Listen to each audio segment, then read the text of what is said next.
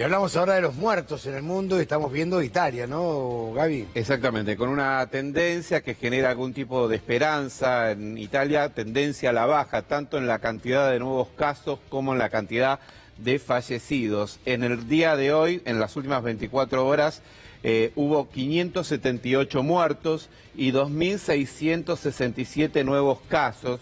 Estamos hablando de casi la mitad del récord que tuvo Italia, que llegó a tener casi 1.000 casos en un día, ¿no? Así que por eso es que se ilusionan las autoridades italianas con que se haya llegado al techo de la cantidad de contagios y la cantidad de fallecidos, pero recordemos que ya de por sí tiene 165.000 casos desde que comenzó la pandemia. En el caso de Italia es el tercer país con más casos después de Estados Unidos y España, y tiene 21.645 muertos. Es el segundo país con más fallecidos después de los Estados Unidos, que tiene 26.000 muertos, ¿no? O sea, llega cierto, entre comillas, alivio, porque estamos hablando también de 578 personas que fallecieron, ¿no? Pero a los 1.000 que venían teniendo, que tuvieron como récord, la verdad que es casi la mitad, ¿no? Y se ilusionan con esta situación. Todavía lo que sí, hay muchos hospitalizados por un lado, muchos en terapia intensiva, mucho personal médico que está infectado, y personal médico y personal de salud en general. Y les paso, hay algunos datos que realmente impresionan sobre todo esto. Por ejemplo, a ver, el total de personas que han logrado revertir los síntomas, alrededor son 27.000. Hay 3.000 personas que están en terapia intensiva en Italia. Hay 74.000 personas que están con síntomas de coronavirus, pero en sus hogares, 74.000. Y hay en total, hoy activos, si uno descuenta del total de contagios, los fallecidos y los sanados, en total tiene activos 105.000 casos Italia. Es un número considerable, importante. Sí. Sobre 45 millones de habitantes, ¿no? No, son 60 millones. 60 millones de habitantes. Es un número importante. La verdad que cuando uno analiza cómo impactó en Italia todo esto y cómo fue esa vorágine de crecimiento de casos, se da cuenta en realidad que en realidad lo que se ve por ahí es casi una décima parte, dicen los especialistas, de lo que en realidad ocurre. ¿Por qué? Porque se supone que hay muchos pacientes asintomáticos que no fueron detectados. Y no fueron testeados tampoco. Exactamente. Entonces, hay especialistas que dicen lo que se vio hasta ahora es el 10% de lo que realmente hay en Italia. Es decir, que si hubo 140.000 casos, estás hablando de 1.400.000. Bueno, esto va a pasar en todo el mundo también, ojo, ¿no? Nadie está exento de esto. Totalmente. Porque, digamos, no hay posibilidad de testear a todo el mundo.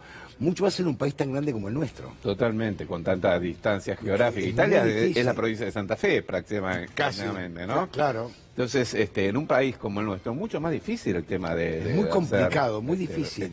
Vos pensás que solamente en el sur tenés distancias kilométricas. Totalmente. Que son de países, de un país europeo a otro mucho más lejano. Dentro de Santa Cruz, de Río Gallegos a Perito Moreno tenés 980 kilómetros. Sí, ¿Cómo haces? Sin duda, y no tenés nada en el medio. No tenés un pueblo en el medio, ¿eh? Totalmente. Bueno, y a ver, escuchen esta decisión que ha tomado el gobierno español. Si hubiese ocurrido aquí en la Argentina, yo creo que sería un verdadero escándalo. El gobierno español acaba de decidir que todos los estudiantes pasan de grado. Acá sería un escándalo. Acá sería un escándalo, ha pasado, ¿no? En algún momento, por algún consejo académico. En la provincia de Entre Ríos, durante el gobierno de la Rúbera Montiel, gobernador, con 5 días de clase los pasaron a todos de año. Exactamente. Fue el único antecedente que yo me acuerdo. Bueno, acá lo que pasó fue lo siguiente. Obviamente a España le agarra la pandemia cursando el tercer trimestre del colegio, tanto primario como secundario. Los agarra en pleno... Eso tiene lógica. Estaban ya finalizando lo que es el año lectivo, a diferencia de lo que sucede acá, ¿no? Y lo que decidió el gobierno español y se puso de acuerdo con todas las comunidades es que todos los alumnos pasen de grado, salvo algunas excepciones donde un consejo académico diga: esta persona no puede de ninguna manera. Este es platero, sin coronavirus no hizo nada. Este es platero, así que no pasa. Exactamente, pero ojo, esto alcanza a nivel preescolar, primario, normal, primario y secundario. Pero vos pensás, Dani, Gaby, que acá mi hija tuvo 2 semanas de clase, por ejemplo. Claro, sí, empezaron y inmediatamente. Yo te tuvieron una semana. Totalmente. Hay chicos que tuvieron 3 días de clase. No es lo mismo que cuando estás a un mes de terminar. Entonces, parece ser una decisión lógica. Es lógico. Y no Nos por paro, olvidamos del problema de las clases y el año que viene, bueno, o se empieza 2 semanas antes, o se hace un programa más intensivo. Lo que van a hacer es lo siguiente, el diagrama que plantearon es el siguiente, que obviamente las personas, los alumnos que debían alguna, o que estaban por llevarse alguna materia, la van a recursar el año que viene, bueno, reduciendo el plan de estudio del año que viene, ¿no? Claro. En realidad, sí. Pero con profesores especialmente contratados para esa capacitación. Dice más trabajo. Das trabajo.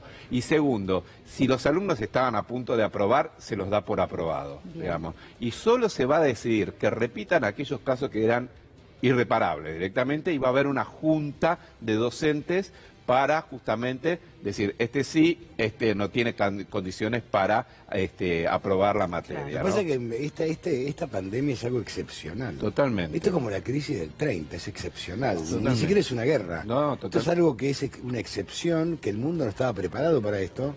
Y siempre te encontrás, fíjate, Argentina, lo que es la parte sur, con 13, 14, 7, 10 días de clase. Sí.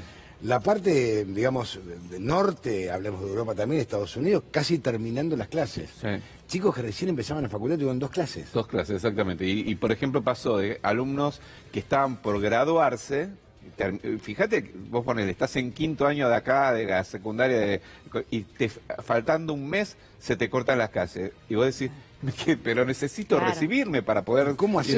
Bueno, algunos van a ser contemplativos de todas esas situaciones. ¿En China era de forma virtual? ¿Lo viste? La entrega de diplomas de forma virtual. Sí. Y en Corea del Sur. Y en Corea del Sur. Muy rara, una cosa rarísima. Bueno, pero está bien, resolvieron un problema España, resolvieron un problema, ojo, es un debate que se va a venir en todo el mundo, y acá en la Argentina, bueno, ayer trascendió que por ahí las clases se reinician después de agosto recién, entonces va a haber como un calendario escolar mucho más reducido, hay que ver cómo se resuelve esa situación. ¿Y qué pasa con esas personas que tengan que volver a trabajar, que no sean grupo de riesgo? Ayer hablaban de las peluquerías y demás, que tienen hijos en edad escolar, que no están yendo a la escuela. ¿Qué va a pasar? Ahí el tema de las clases va a ser, alguien que los cuide en su casa. No, y que tenga para el colegio privado. También. Y un dato más, el tema de la conectividad. En España son 8.200.000 estudiantes que alcanza esta medida. El 10% tiene problema de conectividad estando allá en Europa. Imagínate acá. O sea, y van a ser contemplativos también en esa cuestión, en los que no tienen tanta conectividad y por lo tanto les cuesta seguir el ritmo de las clases a distancia. Imagínate Argentina. Sí. Pausa. Pausa, ya venimos.